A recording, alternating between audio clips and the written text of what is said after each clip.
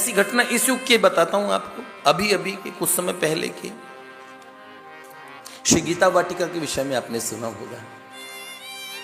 हमारे जीवन सर्वस्व, हमारे जैसे ठाकुर जी आराध्य हैं, से हमारे परम पूज्य भाई जी पूज्य पाद प्रातस्मरणीय रसघन मूर्ति श्री श्री हनुमान प्रसाद पोद्दार जी, वह हमारे सब कुछ हैं। और उन्हीं का दून स्वरूप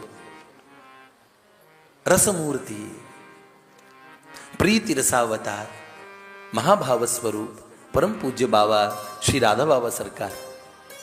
एक घटना हुई, एक अंग्रेज भक्त, शायद दक्षिण अफ्रीका में पड़ता है ये, ग्वाटेमाला देश, साउथ अमेरिका, दक्षिण अमेरिका में ग्वाटेमाला से एक भक्त आए गीता वाटिका में। तो पूज्य प्रातस्मरणीय श्री नारायण दादा, जिनको आप सब लोग नारायण स्वामी जी के नाम से जानते हैं, हम पूज्य नारायण दादा कहते थे। तो दादा हमसे बहुत स्नेह करते थे। तो ग्वाटेमाला से वो भक्त भगवान की खोज में आए थे। पहले इस्कॉन से जुड़े, खूब हरि नाम जप करने लगे। फिर उनके मन में ये बड़ी जिज्ञासा थी कि कैसे मैं भगवान को पाऊं, भगवान के दर्शन कैसे करूं। और वो पहुंच गए गीता वाटिका। तो श्री नारायण जी ने उन्हें कहा, नारायण दादा ने उन्हें कहा कि आप यहां 3 दिन रुकिए कम से कम, ये बड़ा सिद्ध स्थान है, संतों की लीला स्थली है। प्रगट वृंदावन स्वरूप श्री कृष्ण ने स्वयं श्री राधा बाबा सरकार को बताया था कि भाई जी प्रगट वृंदावन है, चलते सचल वृंदावन, चलते फिरते वृंदावन।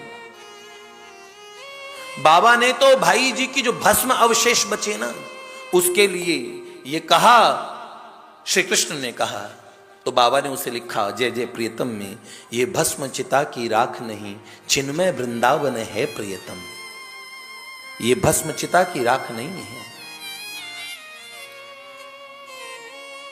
शंकर मत के सुदीक्षित सन्यासी, गौरव में सन्यासी, आत्मानुभूति संपन्न, अपरोक्ष अनुभूति प्राप्त हुई थी बाबा को।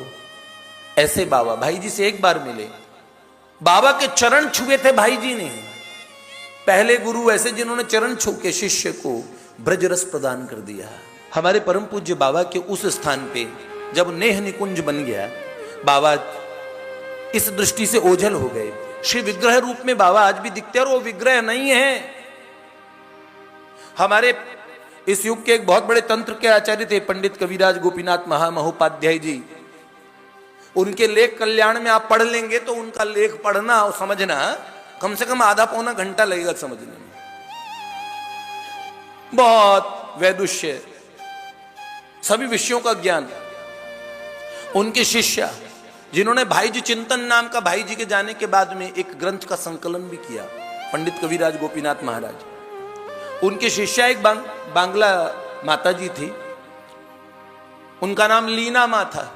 जब वो बाबा के सामने जाती थी तो बाबा कहते थे, आओ आओ बोशो माँ, बोशो माँ, बोशो माँ, माँ माँ बैठो बैठो, बोशो माँ, बोशो मतलब बैठो। लेकिन जब बाबा चले गए तो लीना माँ आके रोने लगी। पुराने परिकरों ने उनका स्वागत किया। उन्होंने कहा, अब मुझे कौन कहेगा। परिकरों के साथ जैसे ही वो प्रणाम करने गई, बाबा की शिव ग्रह, शिव मूर्ति है वाटिका में। वो मूर्ति नहीं है, स्वयं बाबा है। ये किसी की कही हुई बात नहीं कह रहा हूं, हृदय से अपनी जांची परखी बात कहता हूं। बाबा की समाधि वहीं हुई थी, बाबा वहीं विद्यमान है। महापुरुष कहीं नहीं जाते, अनंत के हो जाते हैं, वो अनंत रूप ही होते हैं। और भगवंत और उस अनंत महासंतों में अंतर नहीं रह जाता है, वो तो जीवन काल में भी नहीं होता। तो जैसे ही वो बांग्ला माँ प्रणाम करने के लिए बाबा के शिव विग्रह के सामने गई, और तुरंत उस विग्रह से आवाज आई, आओ माँ, बोशो माँ, बोशो माँ, बोशो माँ। ऐसी विवल होके रो पड़ी है।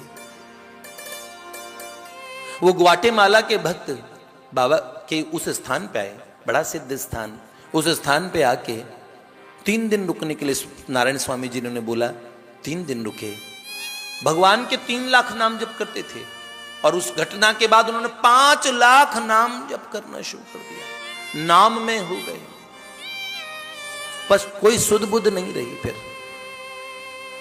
तो अमेरिका से आके जब 3 दिन यहां रहे वाटिका में, वृंदावन ही आते थे, अब वाटिका क्यों आए, वाटिका का वैभव देखा और तुरंत हृदय ऐसा मुग्ध हो गया।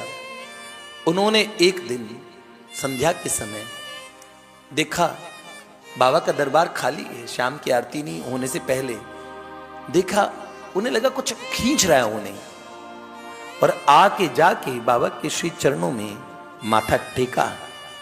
टेकते ही जैसे ऊपर देखा, उन्हें लगा उनका सर घूम रहा है सारा संसार।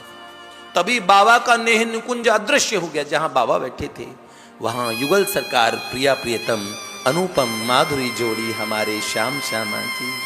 अष्ट सखियों के मध्य में ललता जी, विशाखा जी, रंग देवी जी, सुदेवी जी, चित्रा जी, चंपक लता जी, इंदुलेखा जी, तुंग विद्या जी, अष्ट सखियों के बीच में मंद मंद मुस्कुराते प्रिया प्रियतम बैठे।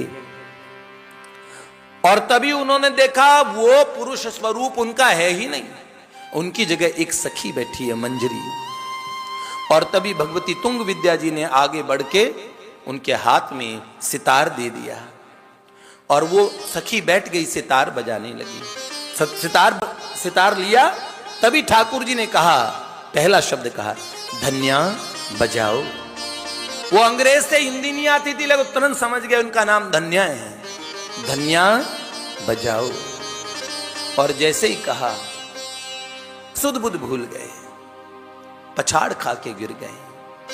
और उस वाटिका में उस समय 6 महीने रहे।